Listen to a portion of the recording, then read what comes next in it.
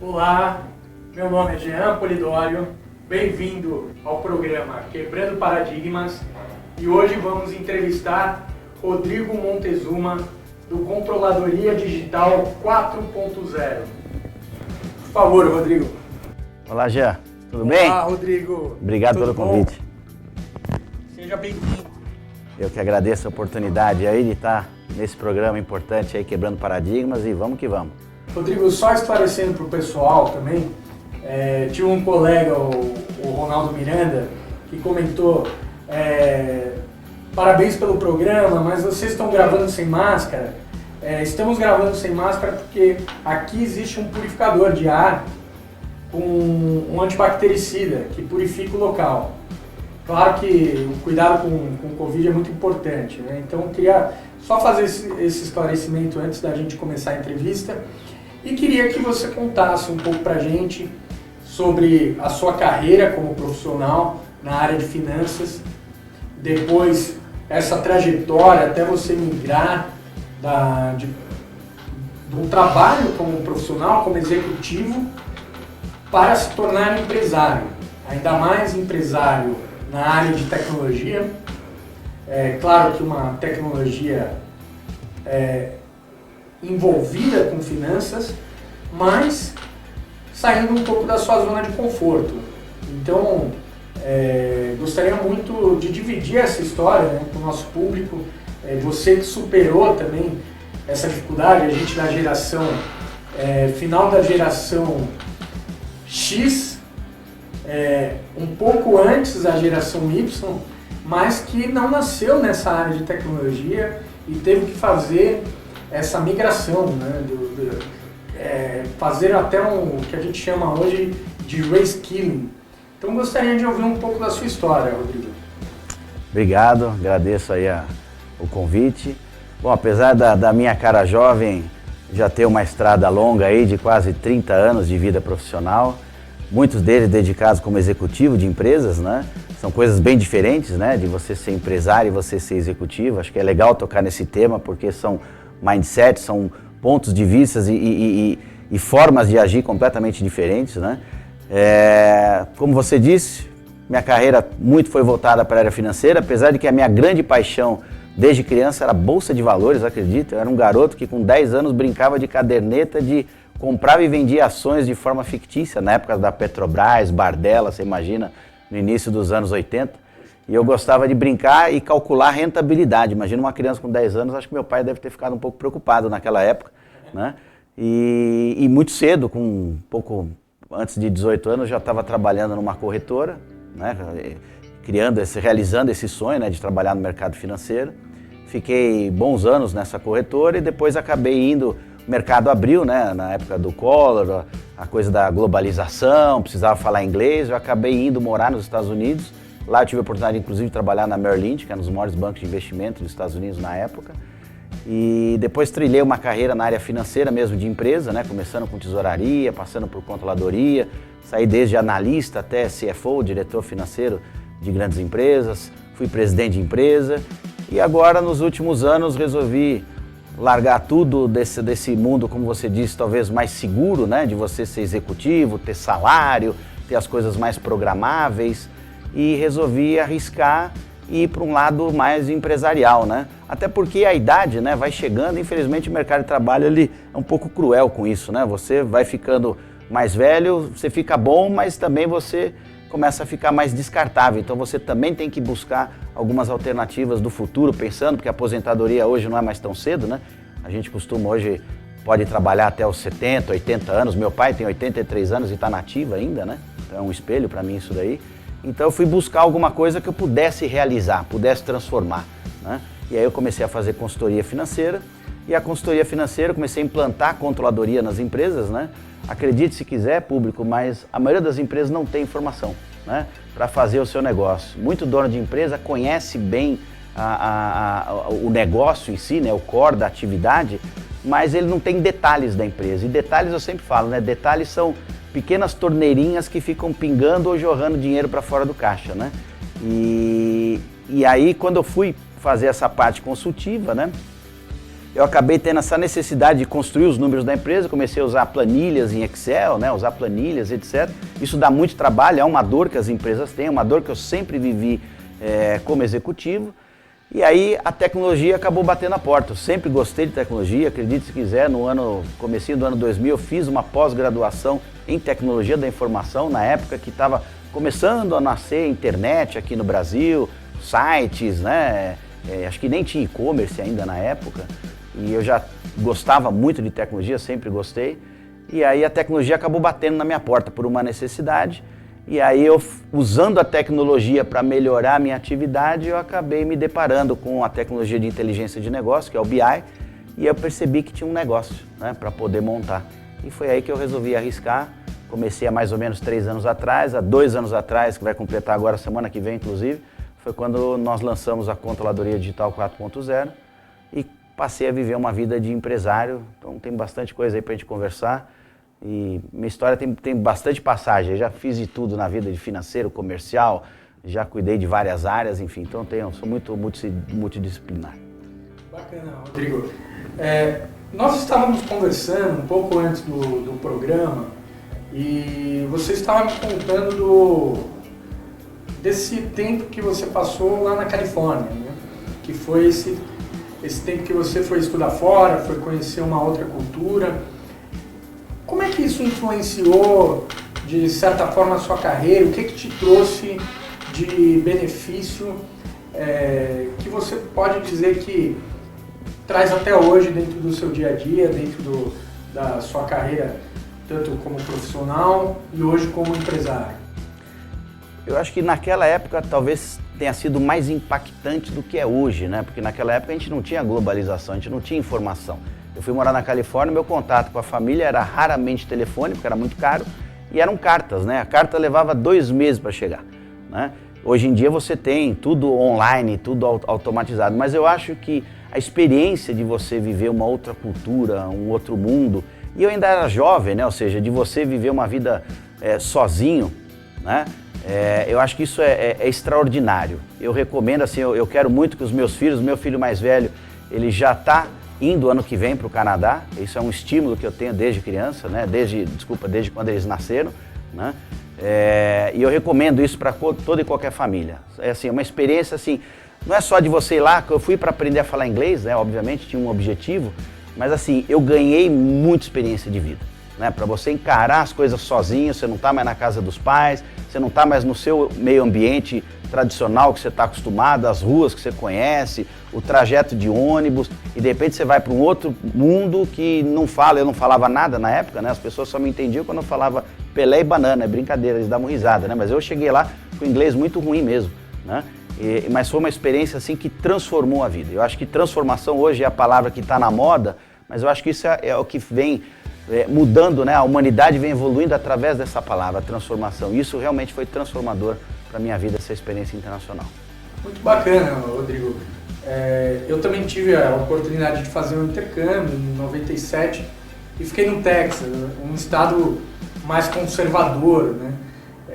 Você teve a sorte de, por um outro lado, ficar num estado que hoje é o berço das startups, né? Então, são experiências diferentes, mas eu acho que tem uma coisa muito em comum, que eu acho que é um grande aprendizado, que é a questão de uma das principais habilidades que um gestor, que um profissional, até um pai de família e muito mais um empresário também, que lida com diversos stakeholders, que são as partes interessadas no negócio, que é a habilidade de relacionamento. Uma coisa é você se relacionar com a sua família, com seus amigos, outra coisa é você sair da zona de conforto e ter que se relacionar com pessoas desconhecidas. Você acredita que isso contribuiu muito com a sua carreira ao longo dos anos? Esse aprendizado de relacionamento?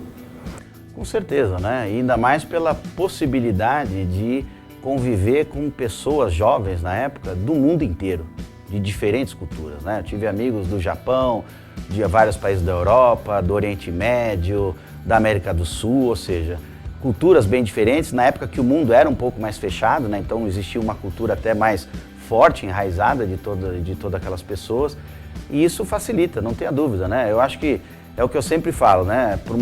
Independente da profissão que você seja, a gente é vendedor, sempre, né? A gente tem que se vender o tempo todo, né? Seja na família, nos relacionamentos, seja na empresa. A diferença da família e da empresa é que na família a gente convive com pessoas que verdadeiramente amam a gente e são muito transparentes até para dizer coisas que podem não gostar. Na empresa talvez não existe essa relação de amor e também não sempre existe essa relação de transparência que deveria existir. Então são ambientes um pouco diferentes, mas o relacionamento é igual, né? Eu sempre primei pela minha vida de ser honesto e transparente e ser verdadeiro.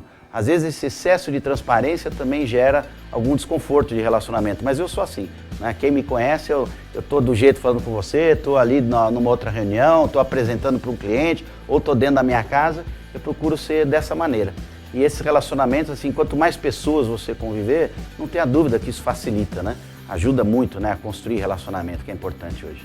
Queria aproveitar esse gancho em termos de formas de relacionamento, a transparência, e fazer um comparativo, e queria que você depois comentasse, que é as grandes organizações, esse modelo tradicional de gestão verticalizada, e hoje você tem uma startup, que é um modelo horizontal, um modelo que preza muito mais a relação com o seu consumidor, tende a ser mais transparente. Como é que você faz esse comparativo? Você acha realmente que há uma quebra entre momentos distintos do mercado de trabalho, ou essas culturas ainda coexistem, ainda são muito fortes, ou ainda uma terceira vertente dessa questão, que ok, continuam coexistindo, mas você acha que essa maneira nova das empresas trabalharem de forma mais horizontal, de forma transparente, uma gestão compartilhada, vai se sobressair sobre essa cultura antiga de empresas tradicionais, totalmente verticalizadas? Eu acho que assim, a essência, ela permanece a mesma na minha opinião, tá? De séculos atrás. O que eu acho a essência? A essência de uma empresa é o cliente no centro de tudo. Hoje se fala muito disso, né? Nesse ambiente de startup, de nova economia, mas isso é o que sempre girou desde o passado. As empresas que souberam colocar os clientes no centro de tudo foram as empresas que, desde 200 anos atrás para cá, foram as empresas que se sobressaíram, né? É óbvio que o modelo tradicional de uma organização já grande, estruturada, onde você tem governança corporativa, isso te trava, né? Isso te impede, às vezes, de construir algo mais rápido, criar uma transformação de maneira mais rápida. E o mundo hoje ele é muito ágil. A tecnologia trouxe essa exigência de uma transformação mais veloz. E isso talvez é o que diferencia as empresas, vamos dizer assim, tradicionais, né, que são essas grandes empresas, nem precisam ser grandes, até empresas médias, mas no modelo tradicional, das startups, né? Tem uma diferença muito sutil, né? Uma empresa já estabelecida e tradicional é uma empresa que já validou o seu modelo de negócio. O que uma startup faz hoje, busca hoje, essas empresas já o fizeram no seu tempo. E elas procuram a sustentabilidade desse modelo, né, para continuar, ter uma perenidade e uma longevidade maior. E, obviamente, ela é obrigada a se reinventar e a tecnologia vem acelerando cada vez mais o processo. Uma startup não. Uma startup, se você tiver amarras, você não consegue nem nascer, né? Por isso que as grandes empresas, elas patrocinam programas de startups, elas têm incubadoras, elas fazem projetos próprios, porque a startup não consegue nascer dentro de uma grande empresa, exatamente por conta da governança. É engraçado falar isso, né? Mas a governança acaba sendo um conjunto de regras que às vezes estravam. Uma startup, ela precisa, existe um termo técnico, né, que a gente fala que é pivotar. O que é pivotar numa startup? É você testar uma hipótese, alguma coisa para validar, não validou, você tem que pivotar e ir para um outro caminho e bolar uma outra estratégia. Essa velocidade de pivotagem, ela é muito acelerada, né? Eu vou dar o exemplo do Netflix, por exemplo. O Netflix, quando lançou, ele pivotava o negócio, assim, levava 1 mês, 2 meses para pivotar o negócio. Na hora que ele, antes de dar certo, tinha hora que ele já pivotava às vezes 2, 3 vezes por dia. Já fazia teste muito rápido, a internet propicia isso daí, né, esse ambiente digital. Então você precisa ter essa velocidade que um ambiente tradicional impede. Então é muito comum você precisar ter esses ambientes mais livres, abertos, onde você pode errar. Né? Eu já ouvi isso daí, acho que do Rodrigo Romero, né, o fundador do Buscapé, que ele fala, né, a gente precisa criar a cultura do erro, acredite, né? Não a do acerto, é de errar, de aprender com o erro, né? De evoluir, não ficar tomando só as pauladas e desanimando, não. Pegar o erro e ter uma perspectiva diferente e falar, bom, o que eu errei, por que eu errei e como eu faço agora para encontrar um caminho a partir desse erro. Né? Então acho que isso é o que muda um pouco desses ambientes, mas a essência é a mesma. Se a gente não tiver o cliente no centro de tudo, não importa se a empresa tem 200 anos, de ontem, ela não vai sobreviver. Muito bacana, Rodrigo. Eu vejo na sua raiz, né, principalmente no nome, Controladoria Digital 4.0, que veio da indústria 4.0, correto? Exato. A indústria 4.0 trouxe como inovação a internet das coisas, a inteligência artificial e a modelagem, que é exatamente essa questão de poder não mais criar um produto pronto, ou jogar alguma coisa no mercado e tentar vender de forma empurrada para o cliente, mas fazer com que o cliente participe da sua evolução. Então esse conceito de startup, ele tem mudado o mundo, ainda mais com a velocidade com que as inovações são criadas. E como é que você abraçou isso dentro da Controladoria 4.0? E aí eu quero que você comente aquilo que você falou em 2000, já olhando para a necessidade da tecnologia. Você acredita que você é um visionário, que você conseguiu olhar para o seu negócio não numa necessidade presente, mas sim num plano futuro, já vislumbrando a indústria 4.0, que está em início de implantação ainda no Brasil? Eu não diria que eu fui um visionário. Eu acho que eu seria um visionário se eu tivesse feito esse movimento há uns 10, 15 anos atrás. E é isso que eu gosto de encorajar as pessoas, né? De sair um pouco dessa zona de conforto e começar a arriscar e criar, né? Tudo vai de uma palavra muito simples, que é propósito. Qual que é o propósito da sua vida? Né? Eu sempre tive como propósito transformar a vida das pessoas. Eu, como executivo, eu sempre quis transformar a vida das pessoas da minha equipe, né? De contratar uma pessoa com menos habilidades, com início de carreira e poder ajudar ela a trilhar um caminho para poder ocupar a minha cadeira. Eu nunca tive preocupação nenhuma de alguém ocupar a minha cadeira, até porque para você subir no ambiente corporativo, né, pular uma cadeira acima, alguém tem que ocupar a sua cadeira. E ninguém melhor do que uma pessoa da sua equipe que você já vem treinando e já vem trabalhando junto, né? Então eu acho que eu seria visionário se eu tivesse feito isso há bastante tempo atrás. É uma pena, eu demorei, né? Eu fiz esse movimento já com 46 anos, 45 anos, né? Hoje eu já estou próximo dos 50 e quem me dera tivesse feito isso lá atrás. E eu acho que assim, tudo é a tecnologia, né? O avanço da tecnologia que vai forçando essas mudanças, né? Você falou de modelagem, né? Modelagem, aí eu trabalho com dados, né? A gente pensa em dados logo de cara, né? Eu falei, o cliente é a essência, né? O centro de tudo, né? Mas como é que eu posso entender e conhecer melhor esse cliente? Através de dados, através de informações, né? E isso que acho que é o gancho que me fez entrar nesse mercado. Eu não sou visionário porque já é algo que já existe, né? Quando a gente fala de inteligência de mercado, né? Que é o famoso BI, né? Business Intelligence, que é o termo em inglês. Isso já existe desde a década de 90 no Brasil, com Cognos, a IBM já trabalha há muito tempo com isso, com Watson, já tiveram várias plataformas aqui, enfim. Então já tem muita gente mexendo com isso. Mas acho que a partir do momento que o mundo colocou o cliente na essência, no centro, é onde isso começou a ter um pouco mais de relevância e a tecnologia, a internet, a velocidade fez com que o processamento de dados precisasse se tornar mais ágil. Então essa tecnologia acabou se aflorando. E eu estou surfando numa onda, obviamente, né? Existem várias consultorias de BI já no Brasil há muitos anos. A gente nasceu como uma tal, só que a gente resolveu criar um modelo de negócio que hoje é inovador, né? Pode ser que amanhã já não seja, já estejam várias empresas parecidas fazendo algo que a gente está fazendo. A gente simplesmente pegou uma tecnologia que era voltada para médias e grandes empresas, porque BI é uma tecnologia cara ainda, apesar de já democratizou bastante nos últimos anos, mas ainda é cara, não é qualquer empresa que pode investir para fazer um projeto de BI. E eu tive como propósito, né, pegando o gancho da palavra, que é, eu tenho uma bagagem de gestão, né, financeira, empresarial, gosto de tecnologia, comecei a empreender em tecnologia, por que a gente não pode pegar tudo isso e dar para quem de fato transforma os países? Acredite, não são as grandes empresas que são as transformadoras, são os pequenos negócios que geram. No Brasil, o que me motivou é que assim, no Brasil, mais de 70% da mão de obra do Brasil são as pequenas empresas que empregam. É a lojinha da esquina, é a padaria, o açougue, enfim, são essas empresas que têm 3, 4, 5 colaboradores que giram de fato a economia. E essas empresas, eu fiquei muito surpreendido com uma pesquisa que eu li do Sebrae, de que metade dessas empresas não duram até 4 anos. Em 2 anos, já quase 25% já ficam pelo caminho.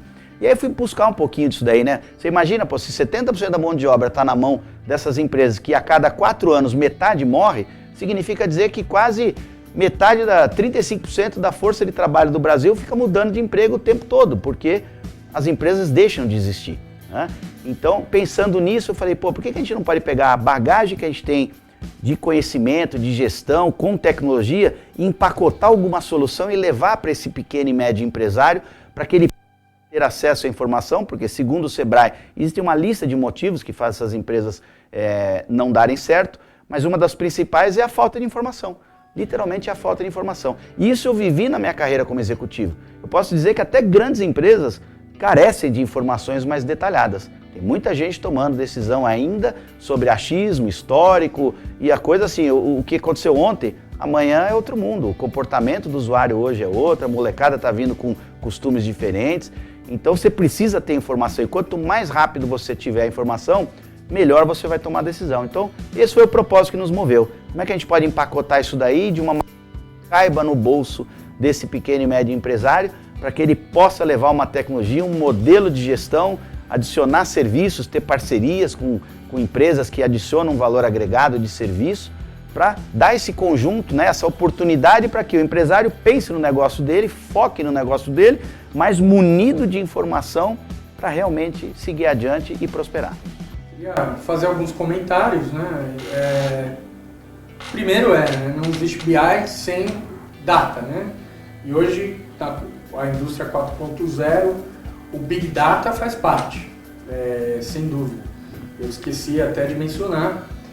E conversando, ouvindo um pouco da sua história, a gente percebe uma coisa muito importante, né? E agora falando com o público, né? Porque o programa ele tem como intenção levar coisas para os empresários que eles possam abraçar e usar dentro do negócio deles, né? E o que a gente vê com o exemplo do Rodrigo é uma série de conhecimentos absorvidos ao longo da trajetória do Rodrigo, desde a época em que ele, como garoto, buscava conhecer o mercado de ações, até o intercâmbio, a sua formação em finanças, depois a sua formação em tecnologia, mesclado com a sua experiência profissional, que culminou numa nova fase, né?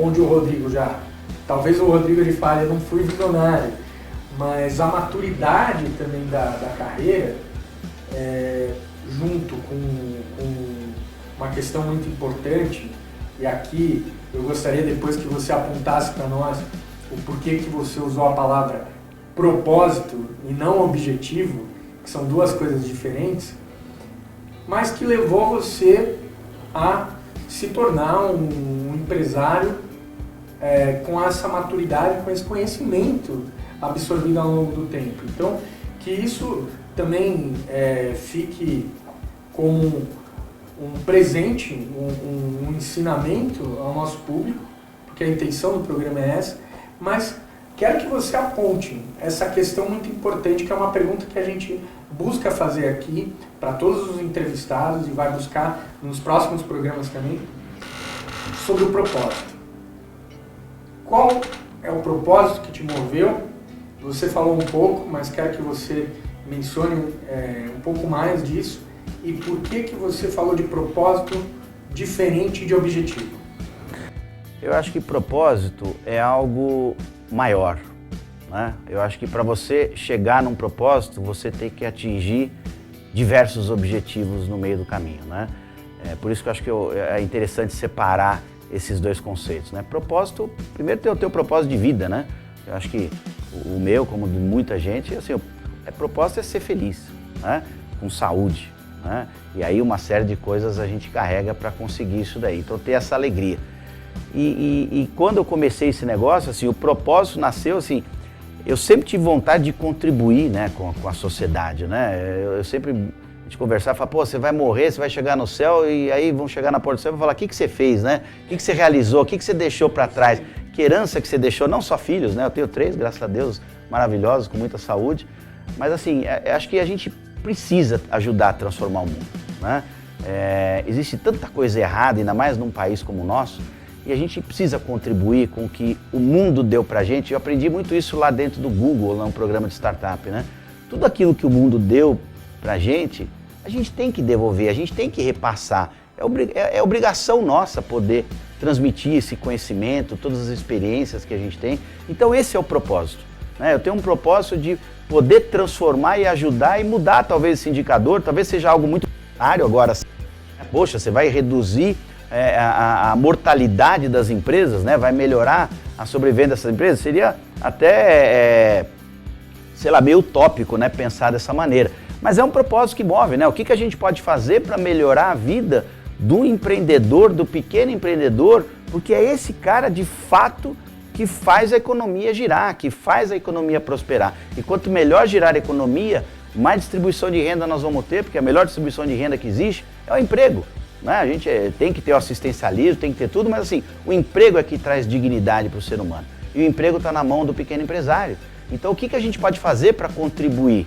Né? Existe uma série de coisas no ambiente governamental que deveria ser feito, na minha opinião, para facilitar a vida do empreendedorismo, que acho que é isso que está faltando para o Brasil. A gente avançou muito, né? Se você pegar os rankings de startups aí nos últimos anos, o Brasil vem subindo bastante nesse ranking, até com seus unicórnios que estão surgindo, muita coisa legal, mas o ambiente aqui é muito hostil ainda, né? A legislação brasileira ela pega muito o empresário. E houve uma demonização de empresário também das últimas décadas, uma sindicalização talvez aí do país, que atrapalha um pouco, né? Então assim, o propósito é como a gente pode, de alguma maneira, contribuir para ajudar esse empreendedorismo a florar.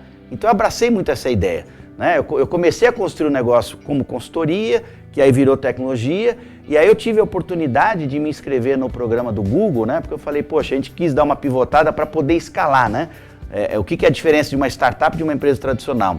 O primeiro ponto, a startup ela tem que ser um negócio escalável, alguma coisa que escale de forma rápida ao longo do tempo, né? E para você escalar com tecnologia, não era uma coisa tão simples assim no caso de inteligência de mercado, de BI para as empresas, porque cada empresa tem uma realidade, um sistema e etc. Então eu fui me inscrever num programa do Google, tive a grande satisfação de ser aceito e para mim ali foi uma escola. Eu entrei no Google como se eu tivesse 12 anos. Né? Eu me desnudei lá dentro quando eu entrei, porque assim, é um outro mundo, você começa a enxergar coisas e ter conteúdos de coisas que no modelo tradicional a gente não tinha. Né? Então até atrasei o lançamento do meu produto na época, que estava pronto, nesse produto escalável, para aprender um pouco, né? E lá a gente viu, eu aprendi muito disso daí, né? De transformação. A gente fala de transformação digital, porque eu estou no lado da transformação digital, mas é a transformação mesmo, como é que a gente pode mudar as coisas, né? Como é que a gente pode contribuir. Isso foi uma coisa grandiosa, assim, foi uma mudança na minha vida. Eu me sinto hoje um jovem de 20 anos com a cabeça de 50.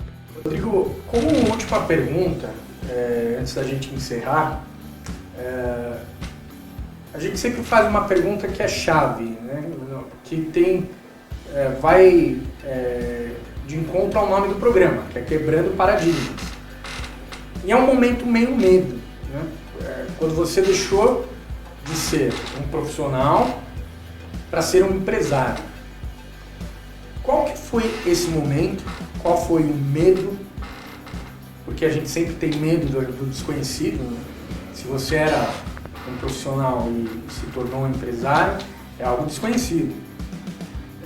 Qual foi esse momento e quais foram as ferramentas que você utilizou para superar não só os seus medos, mas as dificuldades de se tornar empresário?